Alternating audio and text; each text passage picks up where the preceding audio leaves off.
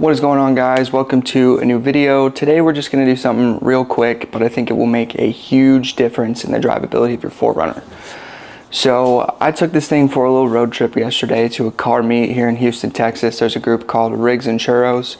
Great group of people. Love those guys. I'm really glad I met them. Super awesome. But it was about 45-minute drive and I was crazy. I decided to take the 3rd gen, even though I got the 33s on there with no lift. I just had to be intentional about my route because I can't really turn full lock. So I just had to make sure that I was thinking about that while I was driving.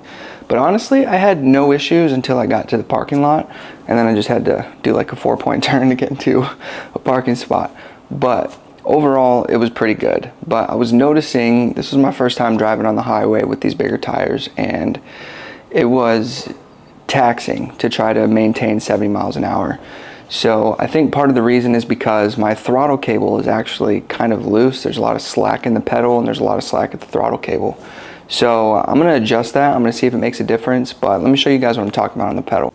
So I know it's a little dark, but you guys can kind of see there's a lot of play right there before I actually start getting tension on the throttle. From here to here is all dead space.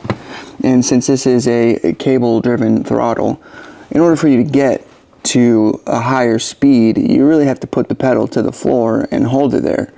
And there's a good bit of tension, but if your cable's loose, then you're going to be pushing it into the floor, but you're not going to be able to get the power that you need for the speed that you want.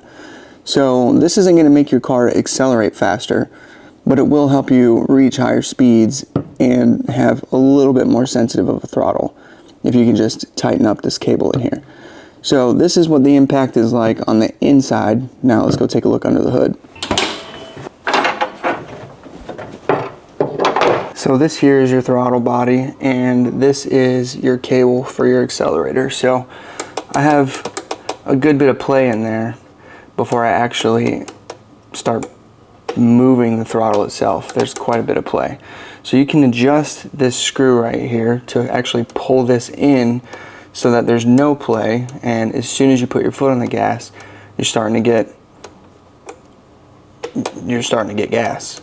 Now you want to be mindful that if you go too far and you pull it to where it's actually pulling the throttle a little bit, then you're going to increase your idle.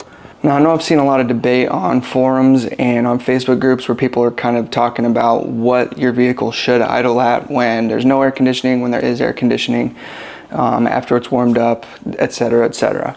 In my case, when it's cold start, it idles around 900 RPM. If the air conditioning is on, it's more like 1300 RPM.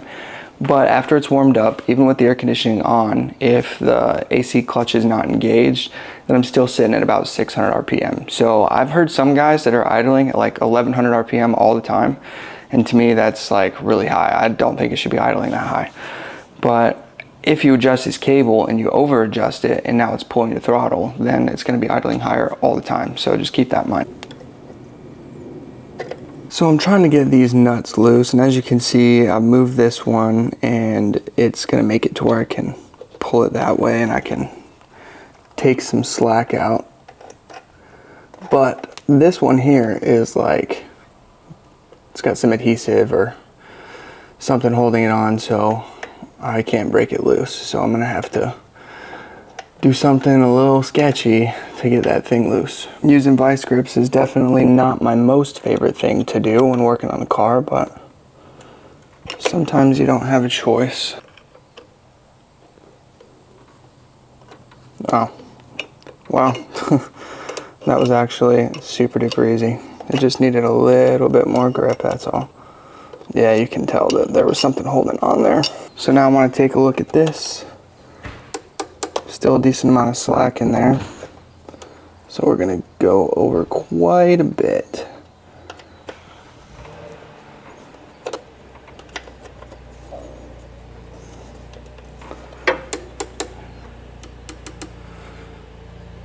That feels a little bit better. Let's check the pedal. Yeah, that's significantly better. There's much less play. I'm wondering if we can go just a smidge further, but that is a vast improvement. All right, I adjusted it a little bit more, and now there's no play. I mean, it's it's right on the money. So I just want to make sure that I'm not idling any higher, and then we'll call it good. So cold start with the air conditioning, we're sitting right at about 1500 RPMs. Now you'll probably notice if I turn the air conditioning off, it's going to drop about 200 RPMs.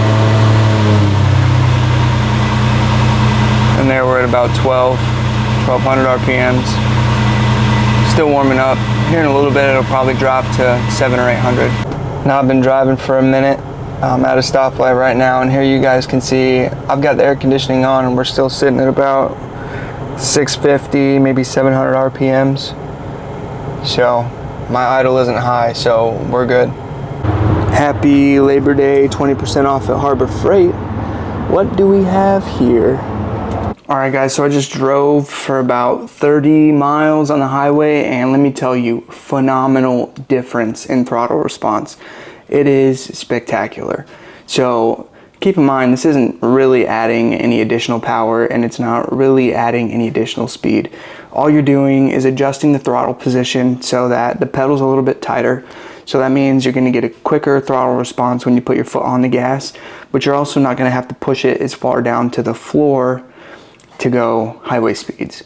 The main reason I did this is because since I got the truck, I've only been driving it around town on the weekends because the tires were bald and I just didn't want to risk, getting in an accident on the highway. So now that I got these new tires on, they rub a little bit, so the best place to drive is the highway because there's not very many turns. And while I was driving, trying to go 70 miles an hour was tough. I felt like it was struggling a little bit, and I was like, man, why is the truck struggling to go 70? It shouldn't be struggling this hard. Well, it wasn't really struggling. It just felt different because I was pushing the pedal so far to the floor.